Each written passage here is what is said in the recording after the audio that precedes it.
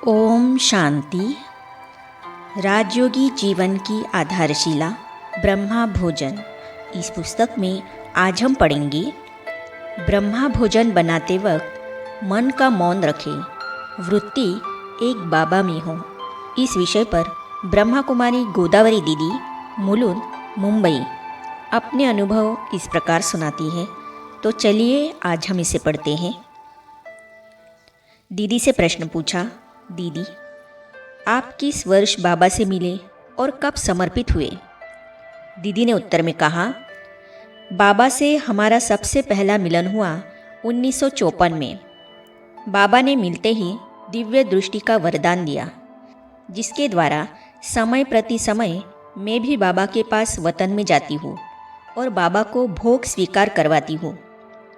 वतन में बाबा के साथ मेरी मुलाकात और बात भी होती है और यह अव्यक्त मिलन बहुत ही निराला होता है, जिसमें बाबा भाषण देते हैं, अवर्णनीय अनुभव भी करवाते हैं। इस अनुभव के आधार से ही जीवन को बाबा के कार्य में न्योछावर किया है। अभी भी बाबा के संग वतन में ज्ञान रत्नों की लेन देन करती हूँ। इसमें ही बुद्धि रात दिन व्यस्त रहती है। दीदी से प्रश्न पूछा, दीदी बाबा के यज्ञ में बाबा को भोग लगाने की परंपरा कब से शुरू हुई? दीदी ने उत्तर में कहा, जब यज्ञ शुरू हुआ तब यह प्रथा नहीं थी, लेकिन बॉम्बे में जब दादी आई थी तब सप्ताह में 2 बार भोग लगता था, गुरुवार को और सोमवार को। बाबा के यज्ञ में हमारा पहली बार आना सोमवार को सायं को हुआ। उस समय सभी ने कहा, बाबा की याद में बैठ जाओ। तब शीलिंद्रा दीदी, पुष्प शांता दीदी सभी थे। भोग लग रहा था, मैं भी जाकर बैठी। बाबा ने मेरी बुद्धि रूपी रस्सी खींच ली और मैंने अनुभव किया कि एक शक्ति मुझे कह रही है, तुम जिसकी चाह रखती थी, जिसको मिलने की इच्छा थी, जिसे ढूंढ रही थी, आज मैंने ही तुझे ढूंढ लिया है। अब तेरी आशा पूर्ण कर रहा हूँ। ऐसा कहकर उसने मुझे जैसे लाइट स्वरूप माइट स्वरूप का अनुभव कराया। साइड में सफ़ेद वस्त्रधारी बूढ़े ब्रह्मा बाबा को देखा।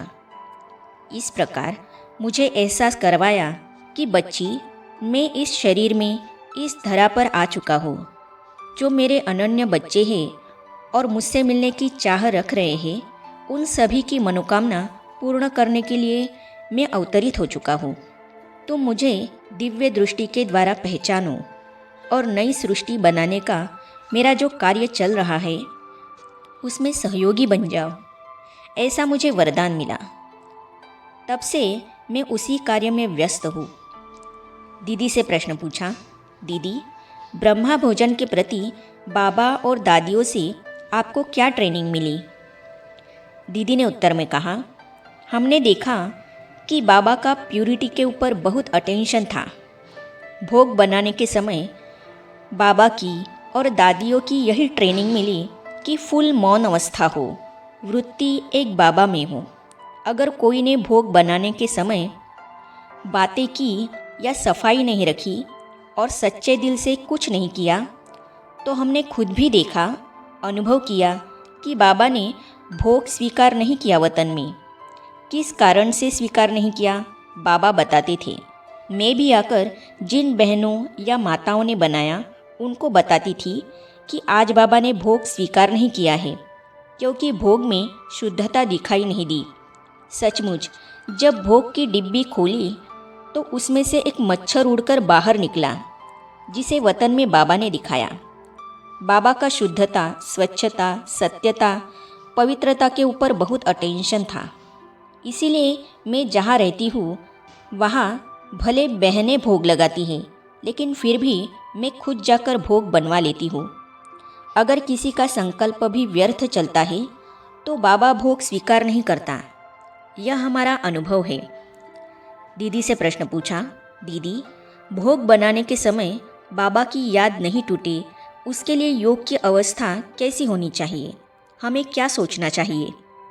दीदी ने उत्तर में कहा, अव्यक्त वतन की याद हो, अव्यक्त बाप दादा की याद हो।